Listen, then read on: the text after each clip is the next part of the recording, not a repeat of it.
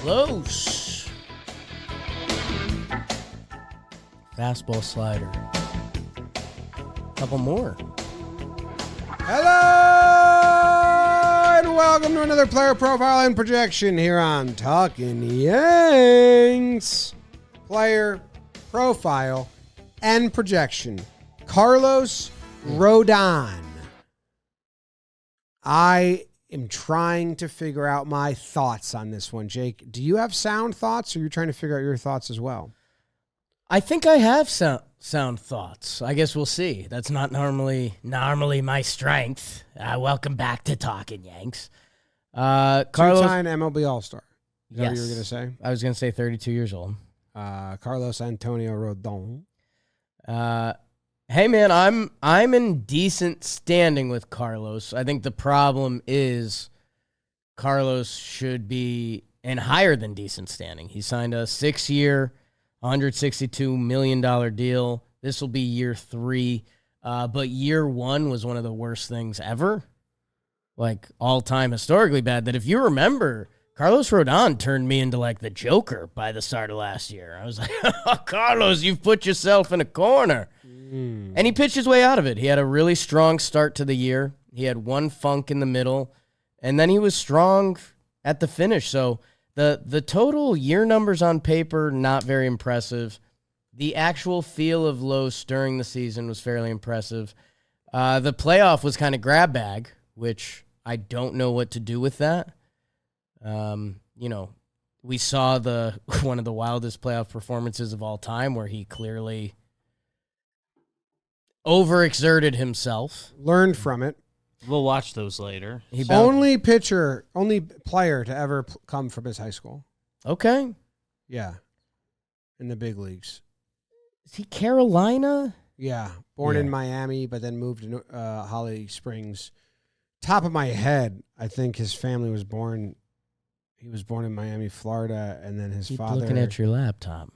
When he was 5 years old, his father and his mother moved to Holly Springs, North Carolina, when he was a child. Okay. He threw a no-hitter. Yeah. 2 one-hitters and 4 shutouts in high school. And then he threw a toe hitter in Major League Baseball. So those are some of the thoughts we have. Okay. That playoff start was wild. And Beebs, you have that? Let's just watch that now.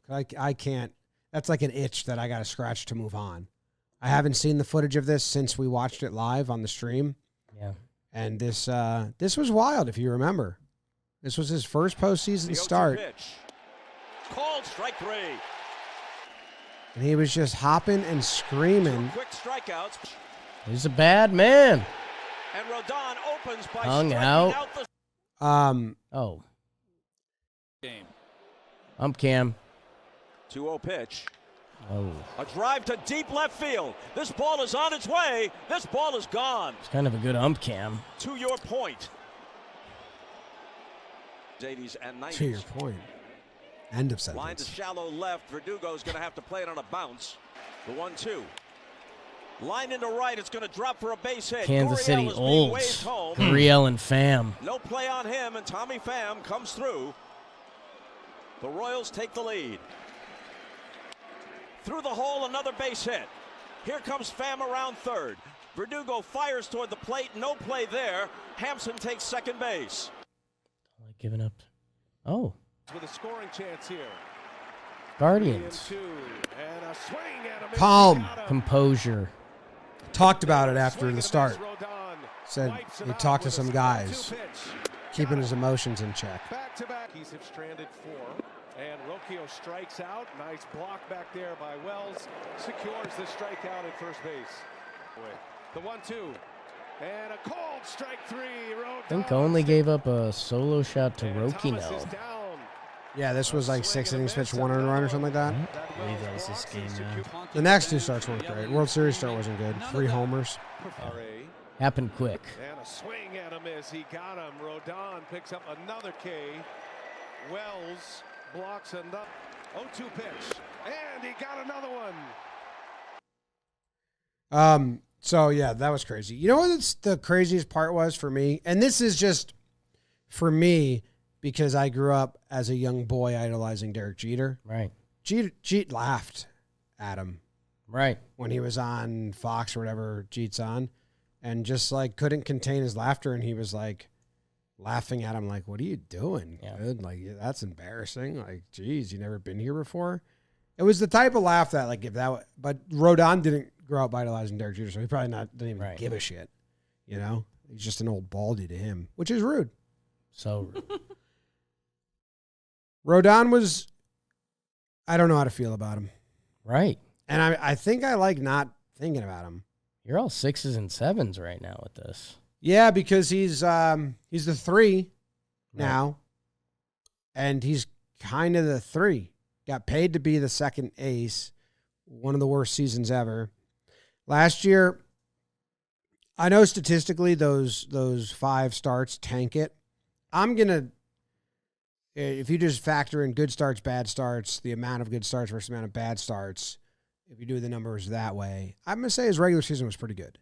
You know, like I think he was Necessary. it was necessary and it was pretty good. Those bad starts were so bad, and they came like all in a bundle, which is bizarre. But overall, I would grade his regular season well. If he's the 3 going into the postseason, he needs to step up from what he did last postseason, obviously, because you need a good 3 in the postseason. You can't rely on that. He was the 2 last year. So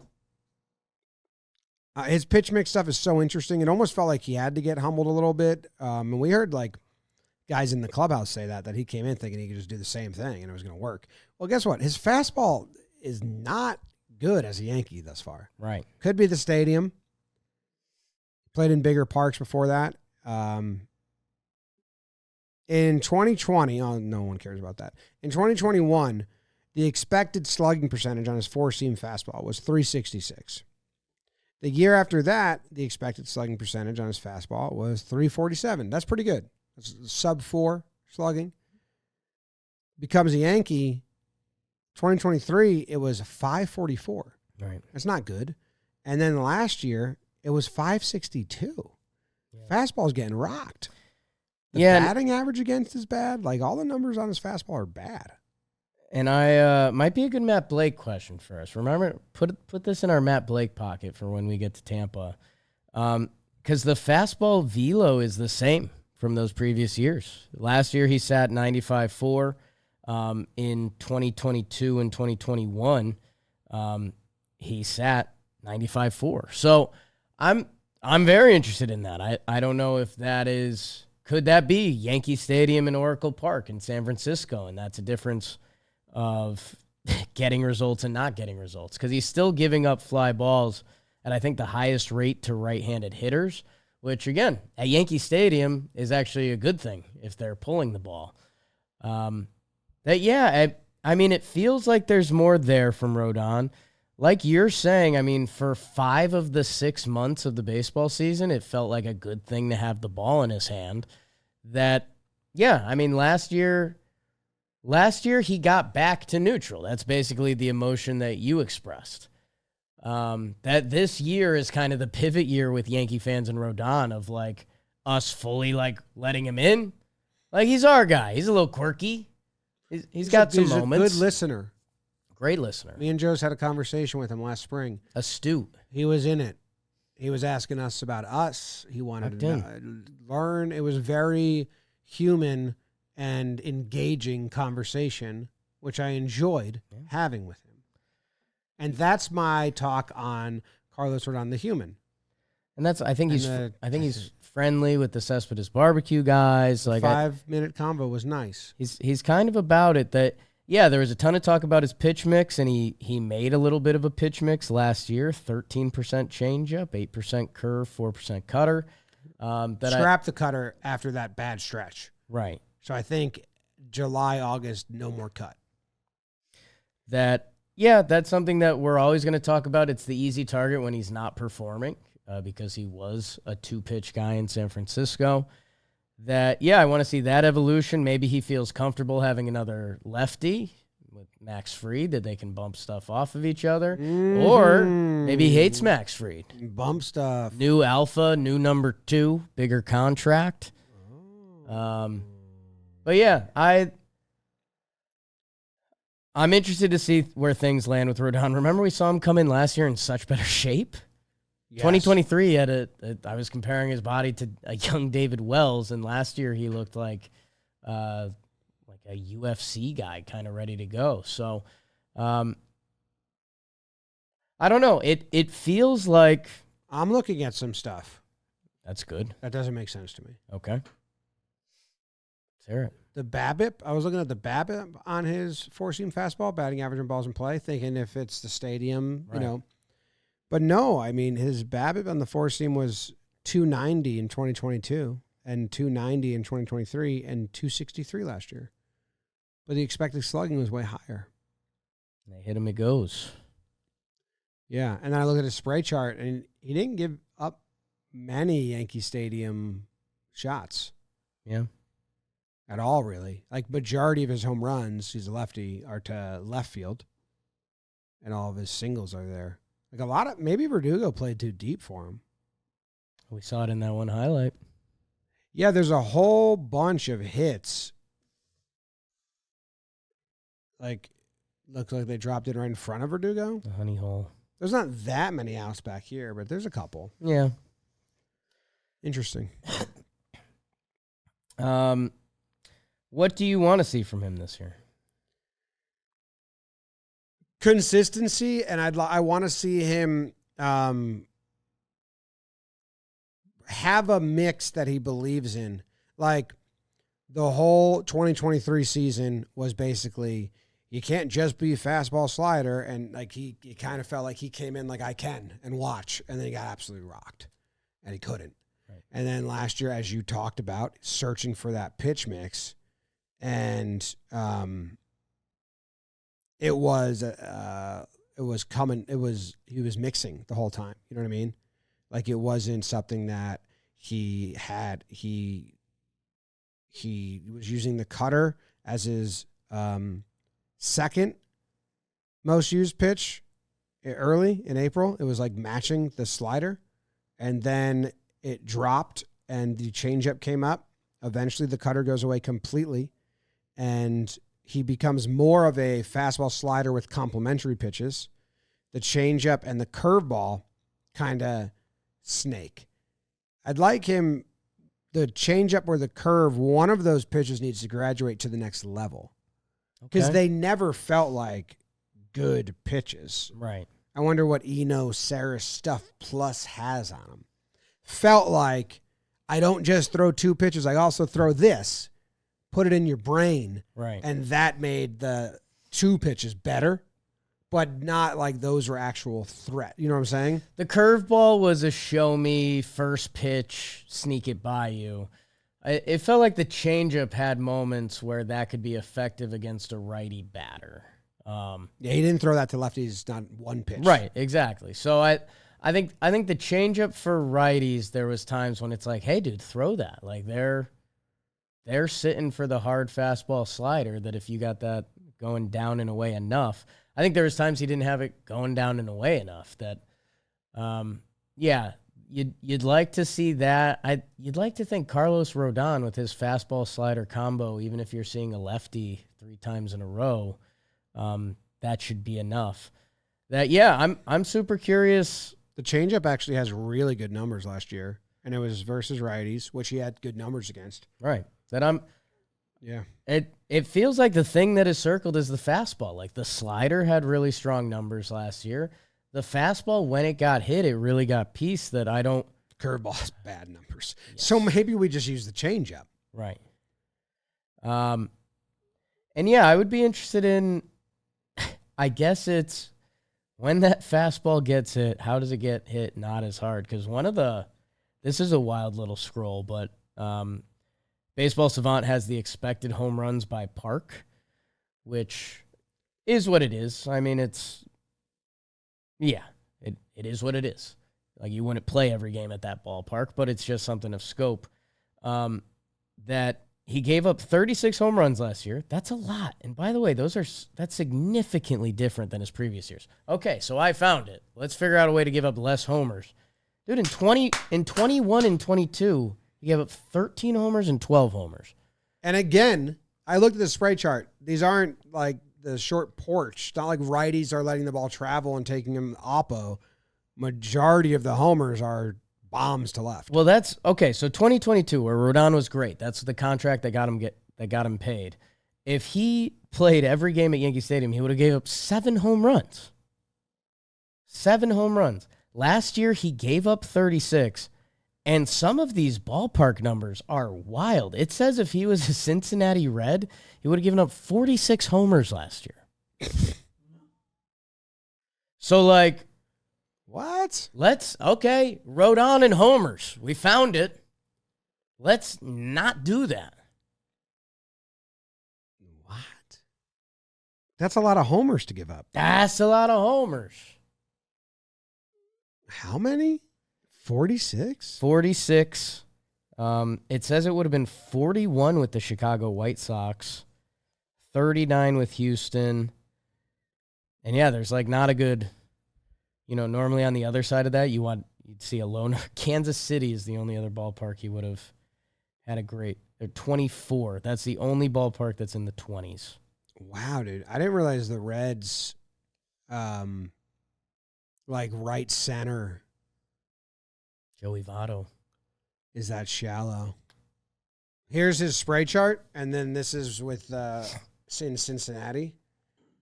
So it's a lot of those bullpen balls. Yeah, those areas. That Yankee Stadium's deep right there. Yeah, starts getting deep. Yeah. So, yeah, okay. Carlos Rodon, home runs. And I think his first time through is really bad. Because when he but those might be juiced because those 2 bad starts were. Yeah, I guess that's the part that I haven't put together the turkey math on it. That hearts of the orders hit him well, which that's a little scary, but also now seeing all these numbers, it makes sense. And I don't know how much that's cooked by his rough stretch of. He was just getting owned to start games. Remember that? That's what I'm saying. That was brutal. It was 3 games in a row. That was really bad. It was 3 games in a row. In the first 2 innings, it was just like runs. You're having a bad game. Nebraska Runza, basically. Shout out Bubak.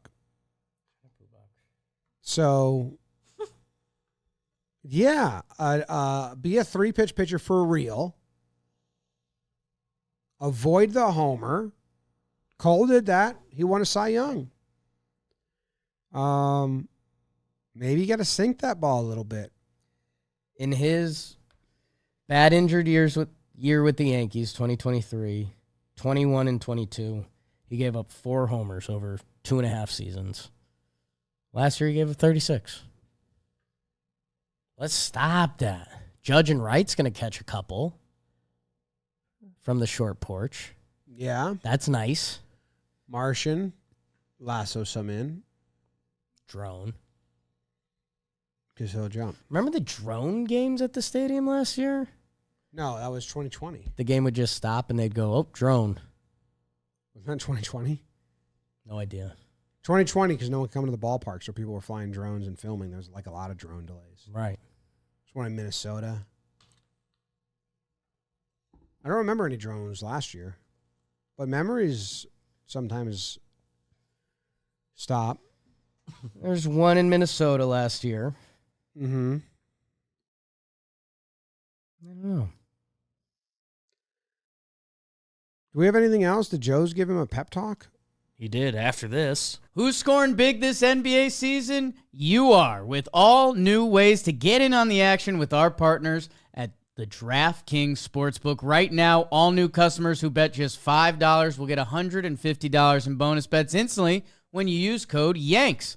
From monster slams, dishing the rock, cleaning the glass, get behind your favorite players, and prop bets you can make at DraftKings, the home of NBA player props. So download the DraftKings Sportsbook app now. New customers Use code YANKS. Bet just $5 on any wager and get $150 in bonus bets instantly. That's code YANKS only at DraftKings Sportsbook. The crown is yours. On, baby. Let's go.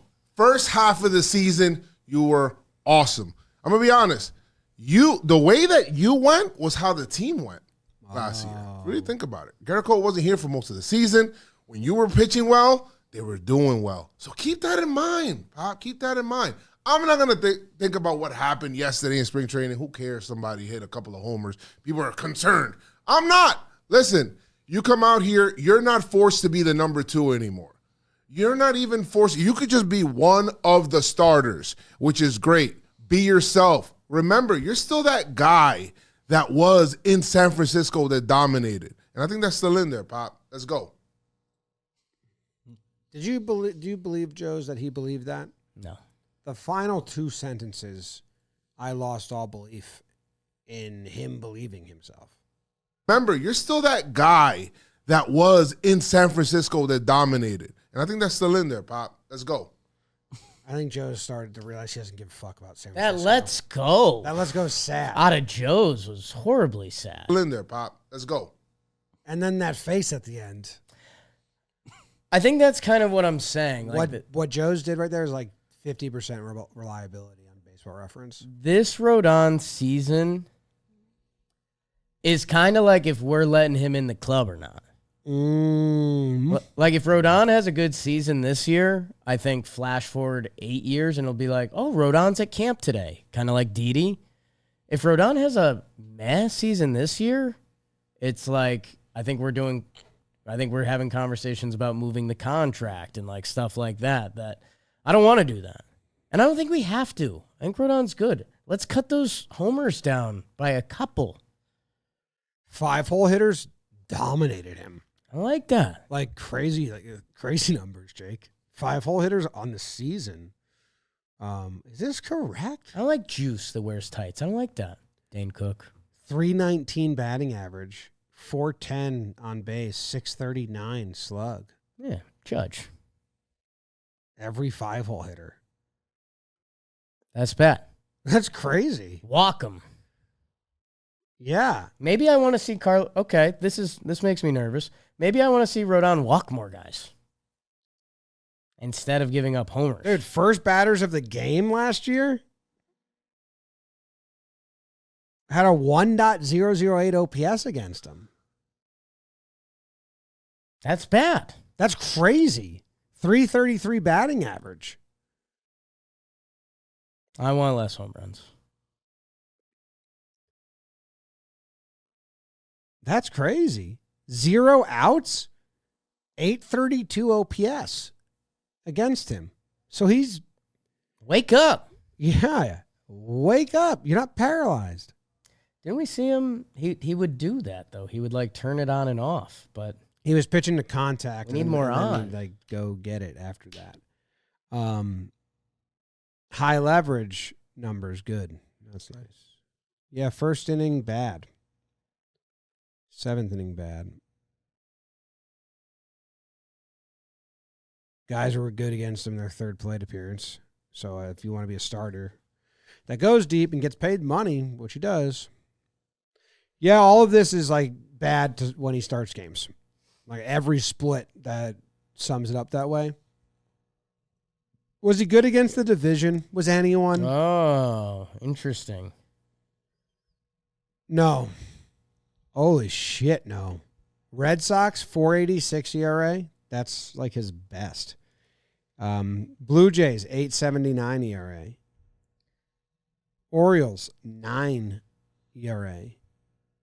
So division and homers. Maybe divisional homers. He did not face the Rays. That's good because they got a lot of different. They have too many lefties for him.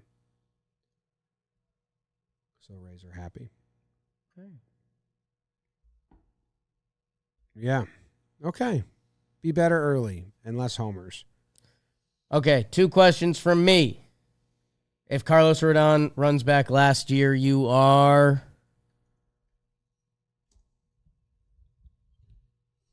Judging by the playoffs. Right.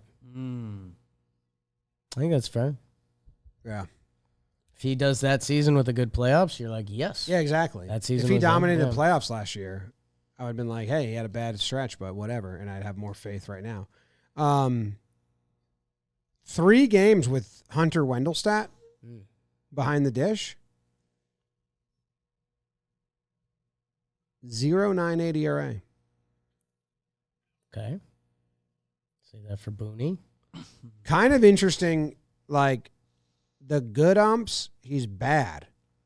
And the bad umps, he's good. So he might really, Trick some all bad pitchers umps. do. Shadow zone. Yeah. Like Alex Tosi, not good. And he's a good ump. He tries to alpha them. With a 74% reliability, they have Rodon throwing 154 innings with 167 strikeouts to the tune of a 4.15 ERA. That's not good. It's not good. It's a step down from last year. I don't like that. He kind of can't step down from last year. Yeah. That's kind of the deal. Yeah. It's kind of like a disappearing staircase situation. I was going to say that. You just tumble backwards. Fall to your death. If I was to sum it up a different way, I'd say he can't step down from last year.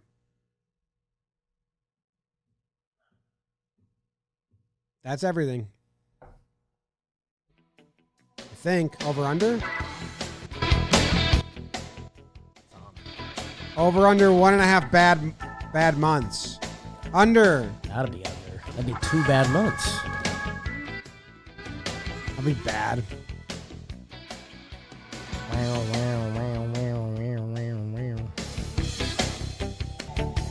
Dominate the Orioles.